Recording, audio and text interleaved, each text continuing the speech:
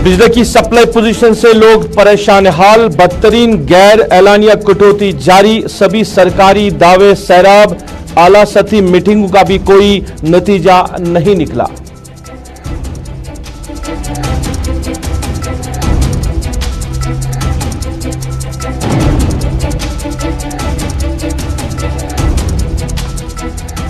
जम्मू कश्मीर में corona virus का फैलाव जारी, 149 नए मस्बत मामला दर्ज, ओमिक्रॉन वायरस से दुनिया दहशत में।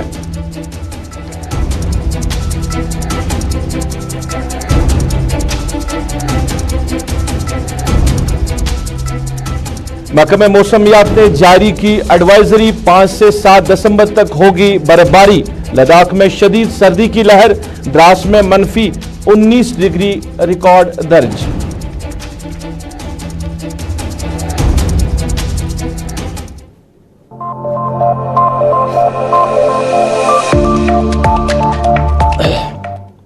अस्सलाम वालेकुम नाजरीन, आप गुलिस्तान के श्रीनगर स्टूडियो से बराह रास्त स्पेशल रिपोर्ट देख रहे हैं। मैं हूं आपका मेजबान रऊफ फारूकी। स्पेशल रिपोर्ट में कई अहम मामला के हवाले से आज हम बात करेंगे। पावर सप्लाई की वजह से लोग परेशान हैं, कोविड-19 की फिर से जो मस्बत मामला की तादाद है वो बढ़ रही है और कहीं ना कहीं ये एक चिंता का एक अंदेशा है, क्योंकि लोग जो है वो मास्क और बाकी चीजों का इस्तेमाल नहीं कर रहे। इस वजह से कहीं ना कहीं मामला जो है बढ़ रहा है। इसके साथ साथ सियासत पे भी आज की स्पेशल रिपोर्ट में बात करेंगे, मगर सबसे पहले बात करेंगे कोविड-19 के हवाले से। पिछले 24 घंटों की बात करें तो 149 नए मामला सामने आए हैं और खासकर अगर हम बात करें पिछले 2-3 महीनों की बात करें तो मामलात में काफी ज्यादा कमी देखने को मिल रही थी जम्मू कश्मीर में। और जो ही सर्दियां शुरू हुई और सर्दियां आते ही अब मामला जो है वो बढ़ने लगे हैं। सरकार की तरफ से एसओपीज गाइडलाइंस बनाई गई है, मगर उनका पालन किस तरह हो रहा है ये सबके सामने है। और इसके साथ साथ अब ये जो कोविड-19 है इसने अपना वायरेंट जो है वो चेंज किया है और नया जो वायरेंट सामने आया है जो साउथ अफ्रीका में पाया गया है, ओमिक्रॉन, और जिसकी वजह से पूरी दुनिया के लोग अब कहीं ना कहीं खौफ में आ गए हैं। साउथ अफ्रीका के साथ साथ कई ममालिक में इस वायरस की वजह से लोग जो है वो मुब्तला हो गए हैं, जिसकी वजह से साउथ अफ्रीका के साथ कई ममालिकों के साथ बाकी दुनिया ने अपना राब्ता जो है वो फिलहाल मुनक़ता रखा है। डॉक्टर निसारुल हसन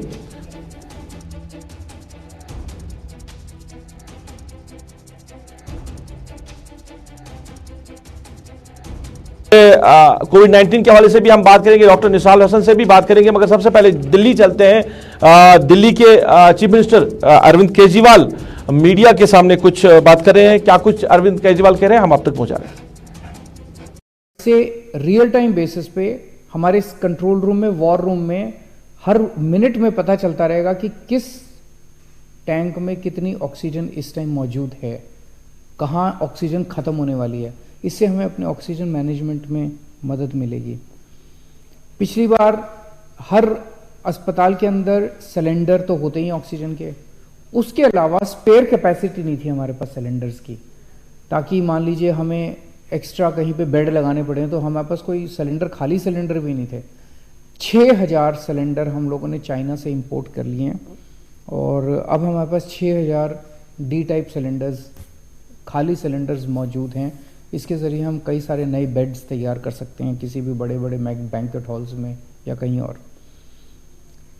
हमारे पास अभी 3 रीफिलिंग प्लांट्स हैं दिल्ली के अंदर, प्राइवेट रीफिलिंग प्लांट्स हैं जिनकी कैपेसिटी है 1500 सिलेंडर पर डे भरने की। इसके अलावा हमने 2 बॉटलिंग प्लांट, सरकार ने 2 बॉटलिंग प्लांट्स और लगा लिए हैं, उनकी की भी कैपेसिटी लगभग 1400 के करीब है। तो 2900 सिलेंडर भरने की कैपेसिटी पर डे की अब दिल्ली की हो गई है। पिछली बार सबसे बड़ी दिक्कत ये भी आई थी कि ऑक्सीजन के टैंकर नहीं थे हमारे पास। सरकार कहती थी भाई पानीपत से मंगा लो ऑक्सीजन, हमारे पास टैंकर ही नहीं थे क्योंकि दिल्ली में ऑक्सीजन बनती नहीं है। अब हम 15 टैंकर खरीद रहे हैं, 15 ऑक्सीजन के टैंकर खरीद रहे हैं। उम्मीद है कि 1 महीने के अंदर 15 टैंकर दिल्ली के आ जाएंगे। वैक्सीनेशन की स्थिति दिल्ली में अच्छी है, 93% लोग जो हैं वो फर्स्ट डोज लगवा चुके हैं, 57% लोग सेकेंड डोज लगवा चुके हैं। मेरी उन सब लोगों से गुजारिश है हाथ जोड़ के जो सेकंड डोज जिन्होंने नहीं लगवाई, उनकी जिनकी ड्यू हो गई है, कि वो भी आगे आके सेकंड डोज जल्द से जल्द लगवा लें। तो ये कुछ एक तैयारियां, हमने तैयारियों का जायज़ा लिया। मैं फिर से उम्मीद करता हूं कि ओमिक्रॉन वायरस ना आए, थर्ड वेव ना आए। बड़ी मुश्किल से हमने पूरे देश ने इस वायरस का मुकाबला किया, लेकिन अगर आती है तो हम तैयार हैं, आपको चिंता करने की ज़रूरत नहीं है। नमस्कार।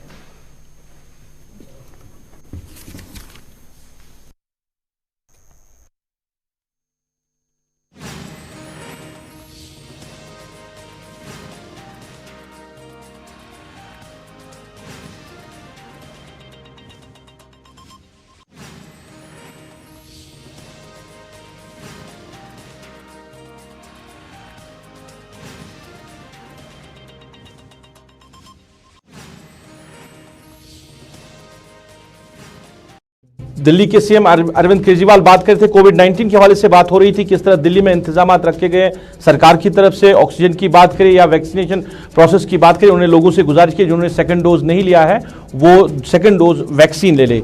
चलिए हम भी कोविड-19 के हवाले से ही बात करेंगे और मामले को आगे बढ़ाएंगे। जम्मू कश्मीर के हालात के हवाले से भी जानना चाहेंगे, क्योंकि मस्बत मामलात में कहीं ना कहीं इजाफा हो रहा है। डॉक्टर्स एसोसिएशन के प्रेसिडेंट डॉक्टर निसारुल हसन हमारे साथ बराह रास्त जुड़े। डॉक्टर साहब खैर मकदम है, आपका स्पेशल रिपोर्ट में जानना चाहेंगे कि मामलात जो है कोविड-19 के अब फिर से बढ़ने लगे हैं। 149 के करीब मामलात पिछले 24 घंटों में सामने आए हैं। डॉक्टर साहब के साथ राब्ता मुनक़ता हुआ, फिर से कोशिश करेंगे उनके साथ राब्ता कायम करने की। कोविड-19 के हवाले से ही बात करेंगे। मामलात में कहीं ना कहीं इजाफा हो रहा है और काफ़ी वक्त के बाद जो ही सर्दियां यहां पे शुरू हुई है, फिर से कोविड-19 के मामलात जो हैं वो सामने आ रहे हैं। और इस बीच में नया वायरस ओमिक्रॉन, जिसकी वजह से कहीं ना कहीं पूरी दुनिया के लोग जो है वो खौफ में आए हैं। और अब इससे बचने के लिए मुल्क में किस तरह की तैयारियां चल रही हैं, और वादी कश्मीर की बात भी करें तो यहाँ पे इससे बचने के लिए क्या कुछ इंतजाम किए जाएंगे, इस हवाले से भी जानना चाहेंगे। और ये वायरस जिसके बारे में कहा जा रहा है कि इसके तकरीबन अलग अलग किस्म है, 30 के करीब कहा जा रहा है कि इसके अक़साम हैं इस नए वायरस के, जो अभी तक तहकीक सामने आया है। और ये कोविड-19 के जो पिछले वायरस सामने आए थे उनसे कहीं ना कहीं तेज है। डॉक्टर निसारुल हसन हमारे साथ बराह रास्त है, इनसे ही जानना चाहेंगे। डॉक्टर साहब खैर मकदम में आपका स्पेशल रिपोर्ट में जानना चाहेंगे, मामलात कहीं ना कहीं फिर से बढ़ रहे हैं। 24 घंटों की बात करें 149 के करीब नए मस्बत मामलात सामने आ रहे हैं, तो क्या कुछ रीजन है, क्या कुछ वजह आप देख रहे हैं फिर से मामलात बढ़ने की? हमने एक 2 पिछले कई दिनों से कश्मीर के हवाले से कोविड-19 के केसेस का जो इजाफा हुआ, हमने सोचा था कि शायद ये बिकॉज ऑफ विंटर, क्योंकि सर्दियों में ये जो वायरस है कोविड-19 बाकी रेस्पिरेटरी वायरस की तरह भी ये इसमें इजाफा होता है, क्योंकि सर्दियों में ये वायरस ज़्यादा थ्राइव होता है, it thrives, it activates more in core. लेकिन अभी हम दूसरे इस डेल्टा वायरस से ही जूझ रहे थे कि एक नए वायरस का आगाज हुआ जो साउथ अफ्रीका में उभर के आया, B11529 ओमिक्रॉन के नाम से। इसीलिए मैंने एक स्टेटमेंट दिया 2-3 दिनों से, 1-2 दिन पहले, कि यहाँ पे बेसिकली हमको भी देखना है कहीं ये वायरस यहाँ पे तो नहीं आया है या यहाँ पे तो नहीं स्नीक इन हुआ। और वो कैसे पता हमको चलेगा कि क्या ये वेरिएंट की वजह से इजाफा हुआ है कि ये सर्दियों की वजह से इजाफा हुआ है। मुझे लगता है कि इसमें न सिर्फ RT-PCR टेस्ट हमको करने हैं, बल्कि जेनेटिक टेस्टिंग करनी है हमको। जो पॉजिटिव केसेस है उनमें खासा जो तादाद है, हमको we have to send that for genetic testing, और उसी से हमको पता चलेगा कि क्या कहीं हम वेरिएंट से तो नहीं जूझ रहे हैं, कहीं हाँ ये वेरिएंट यहाँ पे तो नहीं आ गया। क्योंकि कश्मीर के हवाले से अगर आप बात करोगे, it's an favourite international tourist destination. यहाँ बाकी रियासतों की अगर हम कंपेयर करेंगे, यहाँ तो डायरेक्टली फ्लाइट्स आते हैं, इंटरनेशनल फ्लाइट्स। इसीलिए यहाँ पे बेसिकली मुझे लगता है कि इंटरनेशनल पैसेंजर्स का आना जाना है डायरेक्टली। इसीलिए बहुत जरूरी है कि यहाँ से एयरपोर्ट या इंटरनेशनल एयरपोर्ट जो है श्रीनगर, वहाँ पे इंटेंसिटी जो है स्क्रीनिंग की वो बढ़ाई जाए, और जो भी पैसेंजर्स खासतौर पर उन कंट्रीज से आ जाए। डॉक्टर साहब मैं ये जानना चाहता हूँ, एक तो वैक्सीन जो जिन लोगों ने दोनों डोज लिए हैं वो कितने महफूज है, क्योंकि ये नए जो वेरिएंट आया है ओमिक्रॉन के हवाले से कहा जा रहा है कि ज़्यादातर जो है उन लोगों में भी पाया गया है साउथ अफ्रीका में जिन्होंने दोनों डोज वैक्सीन लिए थे, तो कितने महफूज है। दूसरा ये कि ये कोविड-19 क्या अब हमारे साथ ही रहेगा, क्योंकि ये वायरस जो है ये दिन ब दिन अपना म्यूटेंट चेंज कर रहा है, बढ़ ही रहा है, जाने का या खत्म होने का कोई नामो निशान नहीं है, तो क्या ये लाइफ टाइम ही अब रहेगा हमारे साथ? जितने भी हमने वेरिएंट्स देखे हैं उनमें से सबसे ज्यादा म्यूटेशन इस ओमिक्रॉन में है। देयर आर 32 म्यूटेशन, और उस जगह म्यूटेशन वायरस में हो गई है जो स्पाइक प्रोटीन हम कहलाते हैं, और वही spike protein basically human body के एंट्री में लगता है। और इसीलिए अंदेशा ये है कि it will be more infectious, अंदेशा ये है it will be more virulent, अंदेशा ये है इट में evade the effectiveness of the vaccine, और अंदेशा ये है कि डायग्नोस्टिक जितने भी आज तक हम कर रहे थे कि RT-PCR कर रहे थे या जितने भी ट्रीटमेंट हम कोविड-19 पेशेंट्स के हवाले से देते थे, ये भी ये जो वायरस है इट विल इवेड ऑल दो। इसीलिए all international community has sounded an alarm, क्योंकि ये चीजें अगर इतनी खासा हाईली म्यूटेटेड वायरस होगा तो अंदेशा ये होता है कि इवन जिन्होंने वैक्सीन भी किया है 4 डोजेज, और हम लगातार देखते हैं न सिर्फ आम लोगों में बल्कि डॉक्टरों में भी ब्रेक थ्रू इन्फेक्शन हो गया। उसका ये मतलब है कि दोनों डोजेज जिन्होंने की थी उनको भी पॉजिटिव आता है कोविड-19, फिर से उनमें आ गया, और उसकी वजह 2 हो सकती है। या तो ब्रेक थ्रू इन्फेक्शन उससे हो गया, मे बी वैक्सीन जिन्होंने काफी पहले लिया होगा 8 महीने या 6 महीने, उसकी जो इम्यूनिटी है वो कम होती है, या कोई दूसरा वेरिएंट आ गया है, maybe there is some other variant that is why break through infection हो गई है, मे बी वैक्सीन उसके खिलाफ असर नहीं करता है। दैट इज व्हाई मुझे लगता है RT-PCR के साथ साथ हमको जेनेटिक टेस्टिंग करनी है ताकि हम वेरिएंट्स को देखें कि वेरिएंट तो नहीं है पुराना। और खास तौर पर देखो कोई वेरिएंट जब आगाज होता है, हमने देखा चाइना में जब ये वुहान में पहली बार हो गया तो विद इन वीक्स टाइम में कश्मीर में भी आ गया, पूरी दुनिया में आग की तरह फैल गया। की कमी है। मैं ये जानना चाहूंगा कि जाने का नाम नहीं ले रहा है कोविड-19, अपने अलग अलग रूप दिखा रहा है, तो क्या ये लाइफ टाइम ही अब हमारे साथ रहेगा? अभी तक हमने जितने भी पैंडेमिक्स देखे स्वाइन फ्लू के हवाले से 1 साल के बाद वो खत्म हो गया। सार्स जो दूसरे कोरोना वायरस का पैंडेमिक हमने देखा, सार्स या मर्स, वो कुछ महीने आ गया और चला गया। लेकिन कोविड-19 के हवाले से ये तो एबनॉर्मली बिहेव करता है, डिफरेंटली बिहेव करता है। 2-3 साल, तीसरा साल चल रहा है, ये जाने का नाम ही नहीं लेता है।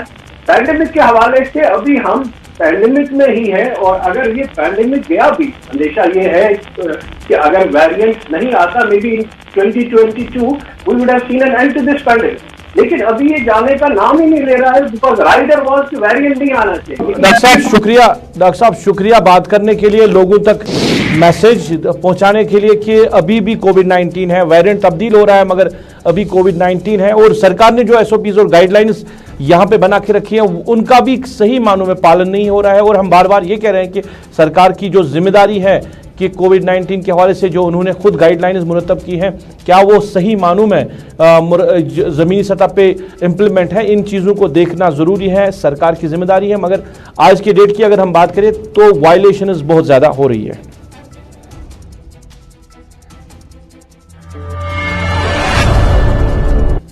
नाज़रीन, हम जरा बात करेंगे अवामी शिकायत के हवाले से। सर्दियों का मौसम शुरू होते ही, अगरचे अभी बर्फबारी नहीं हुई है मगर सर्दियां शुरू हो गई है, और सर्दियों के शुरू होते ही बिजली की आंख मुचौली शुरू हो गई है। और सरकार ने, महकमे ने जो शेड्यूल मुरतब किया था नवंबर के महीने से 15 नवंबर से आगे की अगर हम बात करें तो उस शेड्यूल के हिसाब से भी लोगों को बिजली नहीं मिल रही है, जो लोग कई इलाकों से इस हवाले से शिकायतें करते रहते हैं। सरकार ने कई बार कहा कि कैपेसिटी बढ़ाने की बात चल रही है, कैपेसिटी बढ़ाई जाएगी और लोगों को माकूल बिजली दी जाएगी, मगर अभी तक वो कैपेसिटी नहीं बढ़ाई गई है। और साथ ही बात करें जो मीटर्ड एरिया है वहां से भी लोग शिकायतें करते रहते हैं कि उन इलाकों में, मीटर्ड इलाकों में जो सरकार ने शेड्यूल दिया है वो शेड्यूल के हिसाब से भी वहां बिजली नहीं मिले। कई इलाकों से आज भी लोगों ने महकमे में बिजली के हवाले से नाराजगी का इजहार किया है, शिकायतें की हैं कि सर्दियों के मौसम में लोगों को सही तरीके से बिजली सप्लाई नहीं मिल रही है।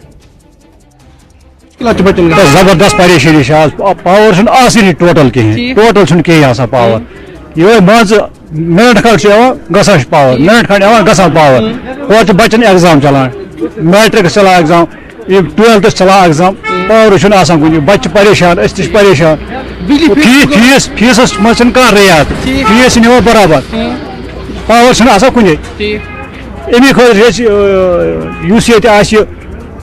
हुकूमत जुट कुछ आज क्या गवर्नर साहब अपील कर आज गोस पावर बराबर आज बच्चन चला एग्जाम न पावर कुछ न कागजात का तो बुरा हाल है। बिजली जो शेड्यूल इन्होंने बनाया है, शेड्यूल में बहुत प्रॉब्लम है। जो शेड्यूल बनाया लाइट तो आती है टाइम पे, लेकिन 2-3 मिनट रहता है पावर तो फिर चला जाता है।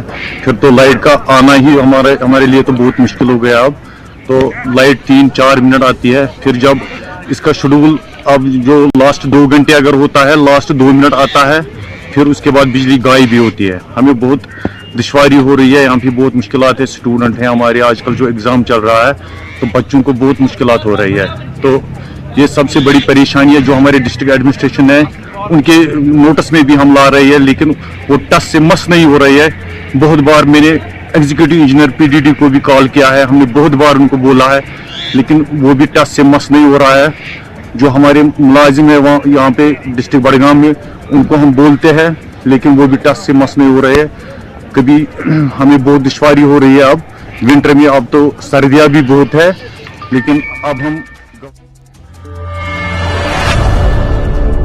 नाज़रीन आप स्पेशल रिपोर्ट देख रहे हैं। बात जरा करेंगे सियासत के हवाले से, क्योंकि बयानात की बात करें तो आए रोज एक दूसरे पार्टीज पे एक दूसरे बयानात जारी है और लीडरान भी इस हवाले से अपना रद्दमल पेश कर रहे हैं। हालिया दिनों में अल्ताफ बुखारी ने कहा था कि PDP जो है वो उन पे निशाना साध रही है और उनको BJP की B टीम कह रही है। इस पे अल्ताफ बुखारी ने कहा था कि PDP जो है वो LK अडवाणी की क्रिएशन है। तो ये बयानबाजियों का सिलसिला जारी है। इधर आज की बात करें तो अनंतनाग में साबका MLC व BJP के नायब सदर सोफी यूसुफ ने भी एक बड़ा बयान दिया है और उनका ये कहना है कि जो अपनी पार्टी है, अल्ताफ बुखारी वाली जो अपनी पार्टी है, वो BJP की पार्टी है और जिन लोगों ने अपनी पार्टी में शमूलियत इख्तियार की है उन्होंने BJP में शमूलियत इख्तियार की है।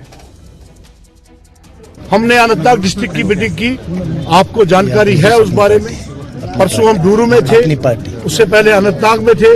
आज हमने मीटिंग की पहलगाम और बिजबहरा कॉन्स्टिट्यूंसी, जिसके प्रेसिडेंट लतीफ अहमद खान साहब और मूसा काजिम है। मेरे साथ डिस्ट्रिक्ट प्रेसिडेंट वजाहत साहब हैं, हमारे सीनियर नेता सिद्दीक खान साहब हैं। आज बहुत मीडिया वाले बड़े शातिर है ना, बड़े चालाक लोग हैं। तब तक ये सोए रहते हैं जब मैं ये बात कहता हूँ, हाँ? जब ये जाग जाते हैं फिर कहते हैं रिपीट करो। मैं रिपीट करने वाला नहीं। तो इसीलिए साथियों, मैं लतीफ साहब का बहुत बहुत शुक्रिया अदा करना चाहता हूँ। मूसा काजिम जी, कॉन्स्टिट्यूंसी डूरू के प्रेसिडेंट, सीनियर नेता अब्दुल मजीद डार साहब, incharge district youth wing Abid Hussain Nagroo साहब, जिंदाबाद, सोफी साहब जिंदाबाद।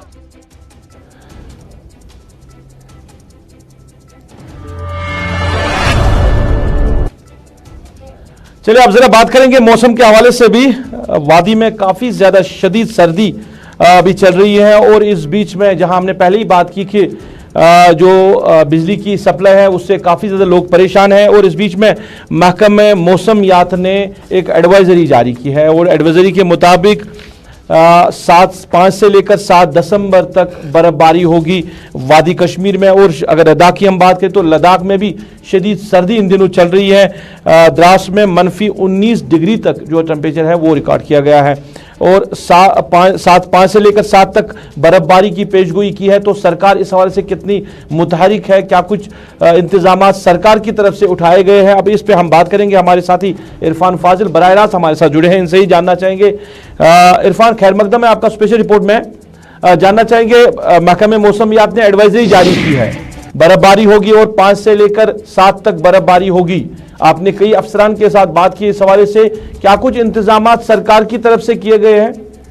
बहुत बहुत शुक्रिया सईद रूफ। अगर मैं बात करूं प्रेडिक्शन को लेकर तो लगातार प्रेडिक्शंस के बारे में बात मेट्रोलॉजिकल डिपार्टमेंट कर ही रहा था, क्योंकि हमने देखा कि लास्ट टाइम भी जिस तरीके से मेट्रोलॉजिकल डिपार्टमेंट ने प्रेडिक्शन की थी और उस टाइम बर्फबारी या बारिश हुई थी, मगर साथ ही साथ हम देख रहे हैं कि पिछले 8-10 दिनों से सर्द तरीन रातें जो है वो वादिया कश्मीर में इस वक्त दिखाई दे रही है, क्योंकि मनफी दर्जा हरारत कश्मीर में हर एक जगह पर दिखाई दे रहा है। अगर मैं शहर श्रीनगर की बात करूं तो 0.1 माइनस चला जाता है, गुलमर्ग की बात करें तो वहां ऑलरेडी है, और -4 जो है वो पहलगाम में भी रिकॉर्ड किया गया है। और इस बीच अब जिस तरीके से हम देख रहे हैं कि सुबह सुबह काफी ज्यादा डेंस फॉग रहता है, शाम को भी घना कोहरा रहता है और दिन में हल्की धूप रहती है, ज्यादा धूप का असर नहीं रहता है। मगर साथ साथ लोग अभी ये सोच रहे थे कि थोड़ा सा ये घना कोहरा टूट जाता तो सर्दी में थोड़ी सी राहत मिल जाती, तो क्या बर्फबारी और बारिशें होंगी। और इस बीच मेट्रोलॉजिकल डिपार्टमेंट ने अभी जो प्रेडिक्शन की है 4 तारीख से लेकर 7 तारीख तक, उसमें यह बताया गया है कि मैदानी इलाकों में अच्छी खासी बारिशों के इम्कानात है और मैदानी इलाकों में भी हल्की हल्की बर्फबारी हो सकती है। बालाई इलाकों को लेकर बताया जा रहा है कि वहां पर अच्छी खासी बर्फबारी होगी और इसका जो असर है वो आगे भी रहेगा। रूफ इरफान, जानना चाहूंगा कि एडवाइजरी पहले जारी कर दी गई है, अब बर्फबारी जो ही होती है तो लोगों की मुश्किलात में काफी इजाफा हो रहा है, तो सरकार कितनी मुतहरिक है? आपने कई अफसरान के साथ बात की है जो कंसर्न अथॉरिटीज हैं, क्या कह रहे हैं कि कितनी मुतहरिक सरकार है अब की बार विंटर्स में? सईद रूफ, आपको पता होगा कि जब भी बर्फबारी या बारिश होती है तो उसके बाद सरकार की आंख खुलती है, और खासतौर पर सड़कों पर हम देखते हैं कुछ डोजर्स वगैरह लगाए जाते हैं, स्नो क्लियरेंस मशीन लगाई जाती है। मगर इस बीच जो है श्रीनगर म्यूनसिपैलिटी का एक बड़ा इंपॉर्टेंट रोल होगा, चीफ मैकेनिकल इंजीनियरिंग वर्क्स का एक बड़ा इंपॉर्टेंट रोल होगा, क्योंकि हम देखते हैं जब बारिशें तेज हो जाती है उसके बाद पूरा शहर डूब जाता है, वाटर लॉगिंग के प्रॉब्लम्स दिखाई देती है, लोगों को चलने फिरने में दुश्वारियों का सामना करना पड़ता है। और बर्फबारी के मामलात को लेकर जब सवाल खड़े हो जाते हैं उसके बाद जो जिला प्रशासन है वो सड़कों पर आता है डोजर्स या बाकी सारी मैन एंड मशीनरी को लेकर। मगर इस बारी बताया जरूर जा रहा है कि एक अच्छी खासी जो है मीटिंग हुई है और मीटिंग में जायजा लिया गया है, अलग अलग अफसरान से बात हुई है और खास तौर पे बताया गया है कि जो हर साल परेशानी जमीनी स्तर पर दिखाई देती है इस बारी लोगों को नहीं दिखनी चाहिए। इस बारी मैन एंड मशीनरी को ऑन ग्राउंड रहना है, खास तौर पर श्रीनगर म्यूनसिपैलिटी को भी ड्रेनेज सिस्टम के मामलात को लेकर या वाटर एंड पाइप्स को लेकर जो भी है वाटर। चले बात करने के लिए बहुत बहुत शुक्रिया। हमारे सीनियर साथी इरफान फाजिल तफसीलात पहुंचा रहे थे मौसम के हवाले से। महकमे मौसम में आपने एडवाइजरी जारी की, बर्फबारी हो सकती है। अब कितनी मुतहरिक यहाँ की सरकार है, इंतजामिया है, क्योंकि हमने देखा है कि जब भी बारिशें होती है, बर्फबारी होती है, लोगों को मुश्किलात होती है और काफ़ी ज़्यादा मुश्किलात का सामना करना पड़ता है। सरकार का जो रोल है वो किस तरह निभाती है आप सबको भी पता होगा। अब की बार कितनी मुतहरिक है सरकार, ये आने वाले दिनों में ज़रूर पता चलेगा।